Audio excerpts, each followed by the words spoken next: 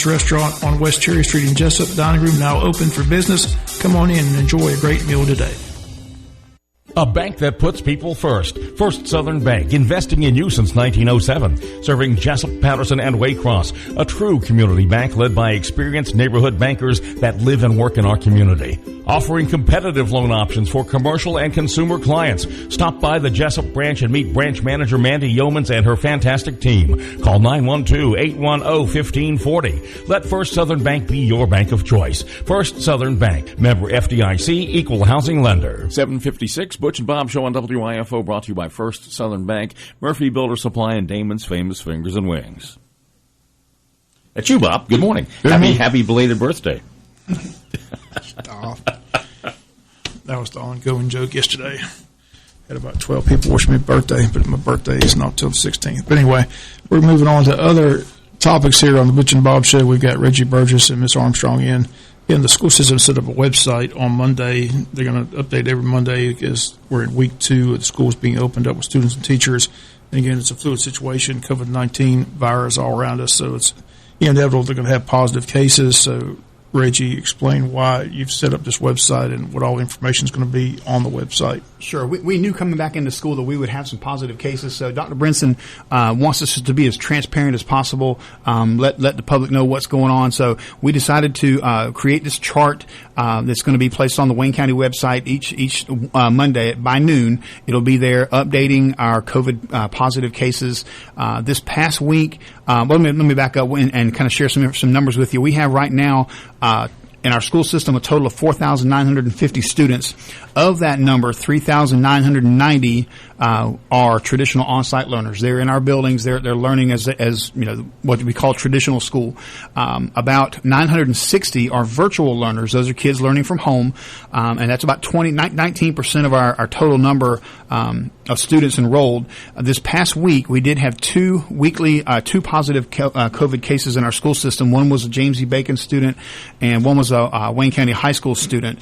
And so we quarantined 17 students between those two schools. 15 were from James Bacon and 2 were from the high school, just as a safety precaution. They had positive contact with the student from the high school and the student from James E. Bacon. So we wanted to make sure, just to be safe, we quarantine those students, and they'll be returning to school, I believe, after Labor Day. Is that correct? Our employees, we have 840 employees in our school system. One tested positive this past week for COVID-19, and that was an employee over at Martha Smith Elementary. We did quarantine some additional employees who had positive exposure, one over at Jessup Elementary, one at Martha Puckett, and then also one from our maintenance department. So we will be updating these numbers every Monday as they come in. And so we're just trying to, like I said, be as transparent as we can, let the public know what we're doing to protect the children. Is the protocol, once a positive case is detected, that they contact other people that are around that person and then quarantine those? What's the protocol? Explain what's taking place. Sure. You might want to weigh in, Ms. Armstrong. I mean, I'm sure these kids are going to the nurse's office. So what's the protocol? If a kid comes to the office, is he tested? How do they test them? How do they know they test positive? The Department of Public Health notifies the school system, or either if they go to a doctor or a clinic, they notify, and then also the school nurses keep in contact with the parent, asking to have open communication. If they go and get a test, let us know, and if the test comes back positive, then we go from there. Okay, so you're going to update this every Monday, is that correct? That's correct. So. I was going to piggyback on what Nurse Armstrong said. If we have a case in a school where there is a positive case, we do notify all the people who had possible contact. We have 2 letters that we send out. One is a contact letter, and so the students who had positive contact, their parents would receive that letter through our Kinvo messaging system, and also the letters can be mailed home and sent home with the students. If the students who had no contact, we send those home to all the other students to let them know that there was a case in the school, but their child was not directly contacted, and they should continue to come to school and just things as normal. The way I understand it, the classrooms are pretty much set up where there is social distance in the classroom, right? Mm-hmm. So I guess the question is, when they go from class to class and they're in the hallway, how do they social distance that way? Direct contact means that they have to be in close contact for 15 minutes or longer. So we're hoping that their walk to the class is not taking 15 minutes or longer. Right. And I've really been impressed. I've been in most of the schools already. I haven't made it to all yet, but I will say I'll commend our high school especially on the very first day and days since then. The kids are really taking it seriously. They've got their masks on, except for when they're eating or when they're socially distanced, they take them off just for a break. It's hard to wear a mask all day long, but I will commend the administration, the teachers, and the students over there. They are doing a great job, as are all of our schools. The ones that I've been in have just it's kind of become the new normal. The kids are expected to wear them, and they're just doing it. From what I understand, most kids are adhering to the mask. Right, that's correct. Even the younger kids, I understand, hasn't been much of a problem. Most of the kids are keeping their mask on, which is commendable considering how hot it is. but good to know that most people are following the rules. But, social distancing is the thing. You go to these sporting events, it's kind of hard to social distance these, softball games. I mean, there's big crowds there. I mean, kids are in the dugout. So how do you social distance that? I guess we're doing the best we can. The crowds, especially like at the softball field, there's only so many places you can sit. I told my son if he's going to the softball game, he can sit in his truck in the outfield. So that's one way to do that. And I know they charge admission if you watch it from the outfield, which is a great thing. They should. If you're going to watch the game, you should pay. But I think that's one way. Just be creative in it. You can be down the sidelines. Thankfully, most of our sports venues are large enough to be able to do that. And I know I'm going to sporting events. I love sports, and I'm going to be there. But if I can't be socially distanced, I'm going to still have my mask on, even though it's outside. All right. Well, once again, give the website where this information is available, and you're going to update every Monday. Is that correct? Yes, every Monday by noon. It's wayne.k12.ga.us, and on that website there's a tab called Current COVID Updates. You might have to scroll down a little bit and look on there. There's a news tab, and right next to that will be the COVID update tab. Just click on that, and you'll see a chart that says Wayne County School System Weekly COVID Update. It's in gold, and it'll have the date range on there. Like this past week was August 24th to the 28th. It'll show you how many students were tested positive or quarantined, and also how many employees were tested positive and quarantined. Have you talked to any other school systems around our area? How's the numbers at other schools? Have you been able to check with other schools like Appleton, Long, Bacon? I've been checking their websites. I haven't really communicated with anyone, but I've been looking at their websites, and for the most part, it's pretty low. I think the only school I know of that had any closure was Hoboken Elementary, and that was a couple of weeks ago, right after they opened. But other than that, I think people are just rolling on, and things are going pretty well.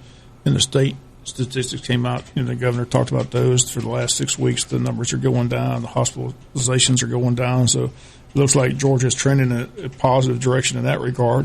Most people would like to see it just disappear and go away, but unfortunately that's not the case. It's here, and you have to deal with it. And like I said, it's all wise decisions. It's and it's all personal choices too, because everybody's doing their own thing. Especially on Friday nights. I mean, this football season is going to be interesting because every school system is doing their own thing. Talking to Coach Cribb again, we're still several weeks away from our opener here on the 25th, so they still have several weeks to determine what they're going to do. And I'm sure they're going to look around at other school systems to see what they're doing and see how they handle it. So it'll be interesting to see what Wayne County's system is when we finally get to a football game on Friday night at the 25th. I did see where Statesboro High School sent us some guidelines for attendance at their games, and it's good to see. I think they're doing some great things. I'm trying to keep people socially distanced, very specific on what you can do. You can sit together as a family group, and but you got to socially distance from others. I don't believe our band's going to go to this game. I think I heard that. So they're. I'm not sure about the cheerleaders and other groups, but I'm just ready to get back to some normalcy and have football. Jonathan and I asked the question, though. I mean, it's interesting. They're having concessions at Statesboro, so there's going to be cash at the concession stand. So why can't there be cash for the ticket? I don't know. Right. I don't know. That's the 64,000. It's just things that just make you wonder, like, what's the thought process? I wondered, too, because I did see on there that they even before the game, they're not going to have handshakes. These kids are getting ready to sweat and snot and all over each other in the next 3 hours. They can't shake hands before the game. It's crazy. And they're probably wearing gloves anyway. But it's a wild year, that's for sure. I mean, just again, we appreciate you coming in. I just wanted to get the information out there, let people know. Like I said, I commend the school system trying to be as transparent as possible. Just because people need to know what's taking place at the school in case the kid does or an employee does test positive. So again, this information will be put on the website every Monday at 12 noon, and we'll continue to update. And I guess the question everybody asks, is there a magic number that they would shut it down? I mean, I don't think so. Has anybody discussed that? We're looking at it on a daily basis, and as the numbers creep up, we would consider that. But right now, we're just doing it on an individual basis, individual classroom, individual students. And the number of days of quarantine, it seems to change. I've heard 14, I've heard 10. What's the recommended time a kid should be, or a person should be quarantined if they are exposed? If a person tests positive, then it's 10 days from the date that they received their result. But if it's a direct contact where they were, within 6 feet, no mask, then we say 14 days. And that's what we're getting our guidance from the Department of Public Health. And as it changes, they update and let us know. And every school has a nurse, is that correct? That is correct. Do you have the list of everybody? Could you? I can name them. Okay. Because these are the people that are really, the rock stars. They're the rock stars right now. I mean, they're a very important position right now at the schools. We have Suzanne Hayes. She is in Scriven Elementary. Terry Mercer. She's at Odom Elementary. Elaine Carver is at Martha Rawls Smith Elementary. Tammy Madry is at Jessup Elementary. We have a new nurse, new school nurse, Karen Pye. She is at James E. Bacon. We're glad to have her this year. Shelley Martin is at Wayne County High School. We have Tiffany Drawdy. She's at Arthur Williams Middle School. And Lori Smith is at Martha Peckett Middle School. Okay, well, just hats off to all those people. Like I said, they're very important this time with all this going on. And again, I'm sure they're seeing a lot of students on a daily basis. They are. They are trying to decide what is what. Right. And again, we can encourage. I mean, it sounds stupid, to say it every time, but if your kid wakes up in the morning and doesn't feel well, the best advice is to have the kid stay home. Yes. I mean, we can't emphasize that enough. Right. I mean, it sounds common sense, but as they said at the board meeting, it's amazing how many parents wake up and their kid doesn't feel good, but they still send them to school. Right. And I will share, we have had a case where a parent was waiting for a positive or waiting for a test result to come back, and went ahead and sent a child to school awaiting the result. And I would just say, if you suspect, or even if you're waiting for a result, just keep the child at home until we know for sure what the case is. Let me ask you this: the nurses have the ability to test the student at the school, or they have to send them somewhere to be tested? No, but we do have a list of local and around our area facilities that do the testing, and we share that information if a parent asks. And so the parent has the option where they want to take the kid? Or? Yes. Okay. Yeah. It's family doctor, health department. We always encourage the students to go see their local pediatrician or local physician and have them decide if the test is necessary. But we don't encourage tests. We just encourage them to go see their physician to see what they suggest.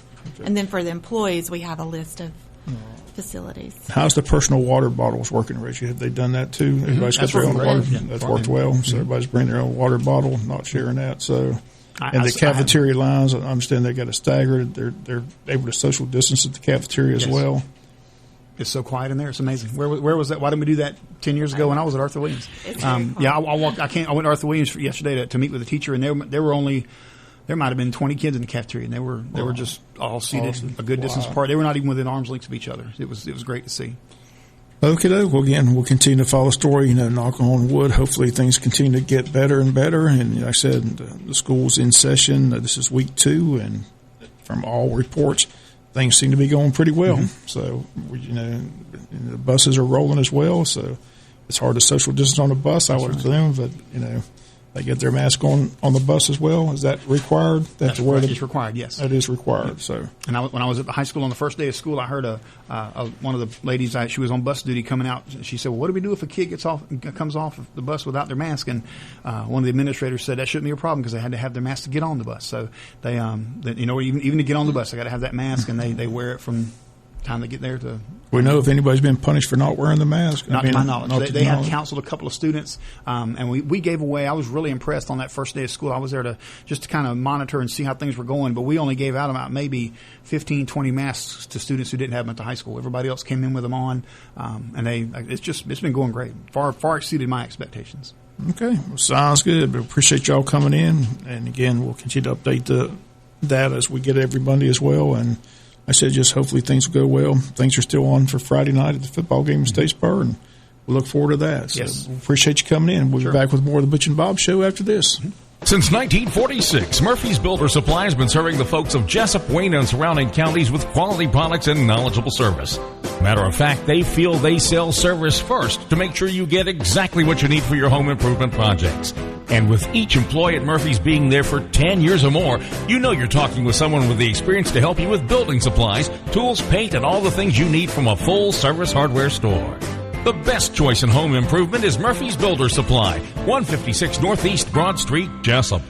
A bank that puts people first. First Southern Bank, investing in you since 1907. Serving Jessup, Patterson, and Waycross. A true community bank led by experienced neighborhood bankers that live and work in our community. Offering competitive loan options for commercial and consumer clients. Stop by the Jessup branch and meet branch manager Mandy Yeomans and her fantastic team. Call 912-810-1540. Let First Southern Bank be your bank of choice. First Southern Bank, member FDIC, equal housing lender.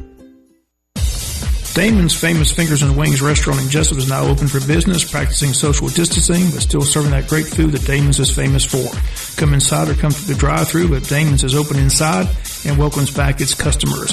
The menu's the same, the service is fast, and the food is fantastic, and the sauces remain the same, mild, wild, insane, or inferno. The number is the same, 588-WING, 588-9464. Damon's Restaurant on West Cherry Street in Jessup. Dining room now open for business. Come on in and enjoy a great meal today. 812 with WIFO-FM Big Dog Country, Wild Adventures here in Valdosta. Your last chance to splash at Splash Island Water Park, Bob, coming up this weekend for the Labor Day weekend. If you'd like to go, we've got a couple of passes, 4 single-day admissions for 2 lucky winners, which will expire on the 7th of September. It's your last chance to splash at Splash Island Water Park. Find out more at wildadventures.com. We already had 2 winners, Hunter Manning and Sean Cunningham. Got a chance for 2 more winners right now via text at 912-427-3711. Pick a couple of numbers there. Go the same 2 numbers, 7 and 12. 7 and 12. Text your name right now to 912-427-3711. Good luck from WIFO-FM, Big Dog Country, and wildadventures.com. It's not just my best life. It's my wildest life. All year, over and over. Riding, exploring, sliding, playing, eating, celebrating, making memories with the whole family, tomorrow and all year long. This Labor Day weekend, it's your last chance to splash at Splash Island Water Park. Get BOGO admission with a non-perishable food donation. Learn more at wildadventures.com. The birthday and anniversary calendar here on Big Dog Country is aired weekday mornings about 7:25 right after local news. It's easy to let us know who you know is having a birthday or anniversary. Email us the birthdays and anniversaries at birthdays@bigdogcountry.com. Text them in at 912-427-3711 or call them in weekdays from 9 a.m. to 4 p.m. at 427-3711. Then listen in about 7:25 weekday mornings to hear the birthdays and anniversaries right here on WIFO 105.5 FM. Congratulations, Jonathan Popple and Deborah Harrell, Bob, winners from WIFO and Wild Adventures. One thing about it, they'll enjoy that. In this heat, Even Labor Day weekend, get to yes. cool off. I mean, it's scorching hot. So splash and whatever they are. 80 at night and 100 during the day. There you go. It's been like that for over 2 months. Just too much. In case you missed the news, again, we're saying goodbye to 2 living residents over the past 2 days. Again, long-time attorney Hubert Howard passed away Sunday at his home at the age of 94, and Carrie Beth Hosmith passed away yesterday morning at her home at the age of 98. Again, funeral services are today at 11 a.m. at Jessup First Baptist Church for Hubert Howard, and he was a member of that church for over 50 years and held a lot of title, school teacher, deacon, and trustee for 50 years. Again, that funeral was set for today at 11 a.m. at Jessup First Baptist Church with Dr. Felix Haynes, Dr. Mike Von Moss, and Reverend Brad Parks officiating. So keep that in mind. Again, the Reinhardt and Sons Funeral Home in charge of those arrangements. Reinhardt and Sons in charge of the arrangements for Carrie Beth Highsmith. They're meeting with the family today. They'll finalize those arrangements, and we'll have those for you tomorrow here on the local news. But again, 2 of Wayne County's oldest living residents, again, 94 and 98. Again, both well known. Again, both touched many lives. So, again, can't mourn the losses, just have to celebrate the lives of both those people. I mean, good lives, 94 and 98. We should all be that lucky. But again, truly will be missed. Good people, but again, They passed away in consecutive days. Again, you retired on Sunday, Carrie Beth Highsmith on Monday. And that's going to do it for today's World Famous Butch and Bob Show. Again, stay safe, have a great day, and we'll see you tomorrow. World Famous Butch and Bob Show on WIFO brought